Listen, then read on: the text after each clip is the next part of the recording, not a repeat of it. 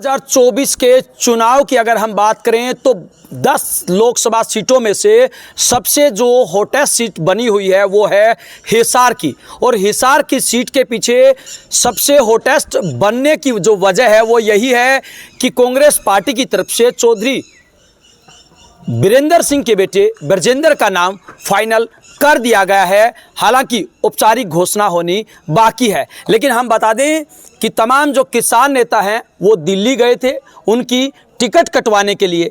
कितने प्रतिशत वो कामयाब रहे टिकट कटवाने में और उचाना की जनता का क्या कुछ रुझान है, क्या कुछ कहना है उचाना की जनता इस 2024 के लोकसभा चुनाव को लेकर, उन्हीं की जुबानी हम आपको सुनवा रहे हैं। जी, क्या रहेगा 2024 में उचाना का माहौल, और जो टिकट कटवाने गए थे क्या वो कामयाब हो पाएंगे?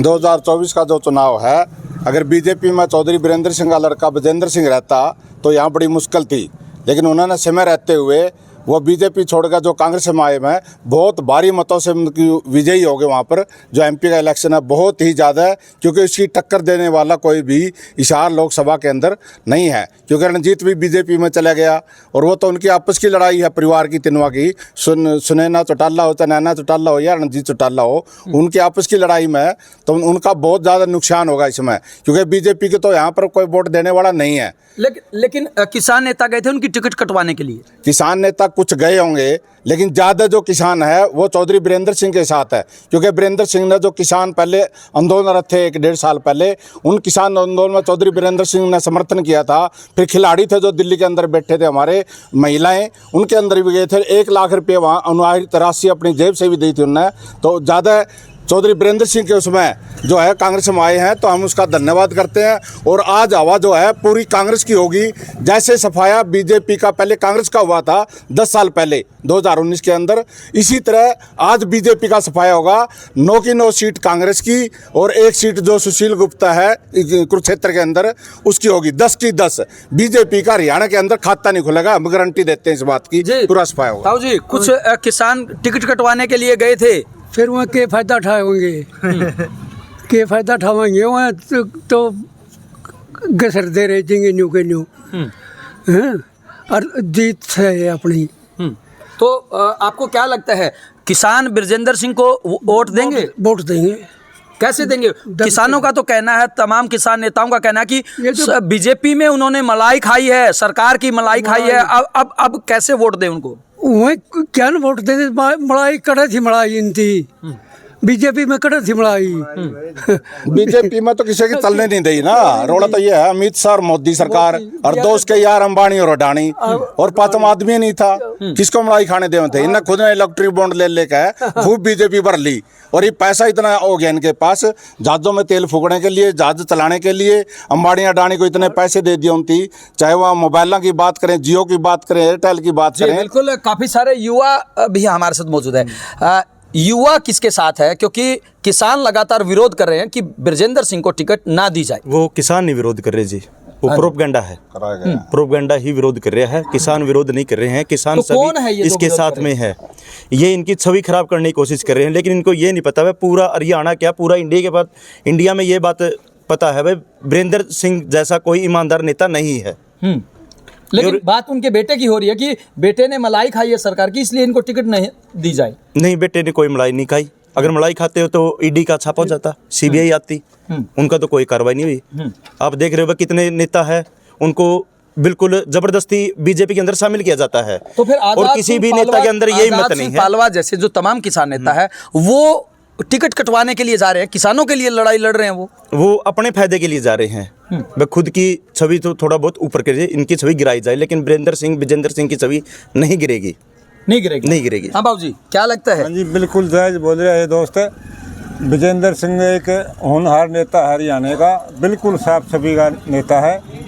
और रही बात बीरेंद्र को तो पूरी ऑल इंडिया में राजनीतिक दल सभी जानते हैं कि वह निष्पक्ष नेता है, जो कहनी है कवा है, किसानों के साथ किसानों का देशी रहा है। और इस इलाका का तो खासकर बहुत ही मान्यवर नेता रहा है ये जी, माने हुए नेता रहे। लेकिन अगर हम उचाना में कामों की बात करें तो भाई साहब चौधरी बीरेंद्र सिंह के परिवार ने कोई काम करवाए हैं? यहाँ पर 50 साल में 30 साल रहे हैं मंत्री जी, एमएलए या मैडम जी रही हैं, 20 साल रहे हैं बाघ सिंह छात्र, देशराज सुबे सिंह पुनिया, ओम प्रकाश चौटाला, दुष्यंत चौटाला, 100 काम गिनवा सकते हैं हम वीरेंद्र सिंह के।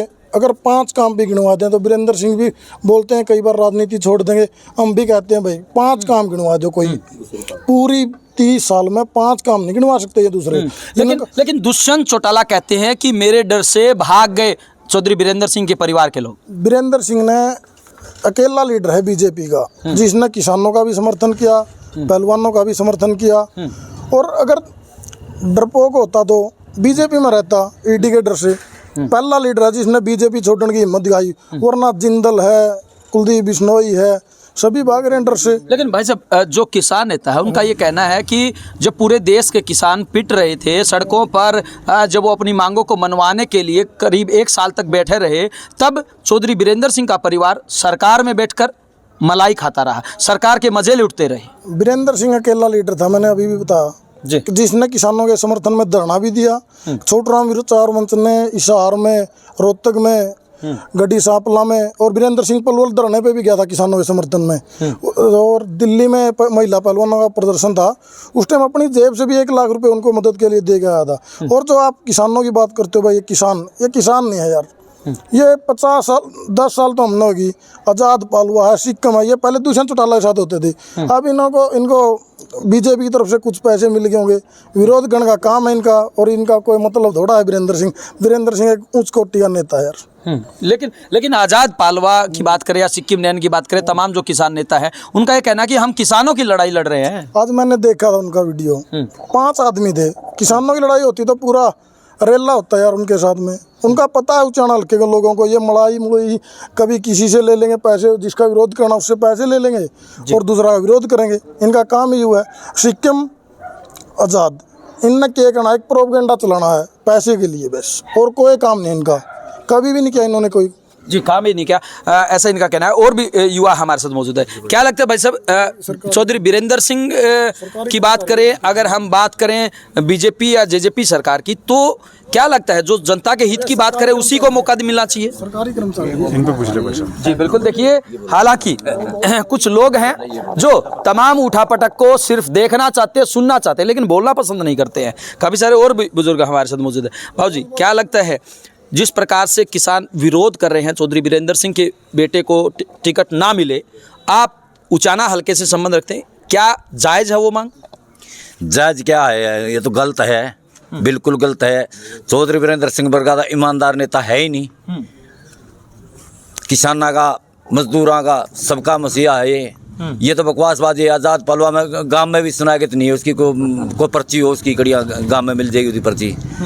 या के सिक्किम है, सिक्किम भी कुछ नहीं है, प्रोपेगेंडा बना रहे हैं, बकवासबाजी चल रही है, उसको छवि थोड़ी करेगी। लेकिन वो किसानों की आवाज़ उठा रहे हैं, किसानों की आवाज़ उठा रहे। चौधरी वीरेंद्र सिंह दूर तक उठा रहे हैं और दूर तक पार में आएंगे। दुष्यंत चौटाला भी उनके परिवार से कोई सदस्य चुनाव लड़ने जा रहा है। दुष्यंत चौटाला कुछ नहीं, ये तो बराबरी है। जिन्होंने दादा ही नहीं समझा वो क्या दुष्यंत चौटाला है, वो तो दुष्टे है, कड़ा का दुष्ट है, कुछ नहीं, बकवासबाजी है वो। कई चौधरी वीरेंद्र सिंह के काम करवाए हो, गिनवा लग रहा है। निवला पानी में लिया, फलाने मना करवा दिया, मेडिकल मना बनवा दिया, काम करवाए चौधरी वीरेंद्र सिंह ने, प्रेमलता ने और बजिंदर सिंह ने लग के ने। और ये खामखाई का दावा ठोक रहा, सूखा बाज गया, छोड़ गया मैदान। नहीं, लेकिन मैदान तो वीरेंद्र सिंह के परिवार ने छोड़ा है, वो तो आज भी उसी पार्टी में है और वहीं से चुनाव लड़ेंगे।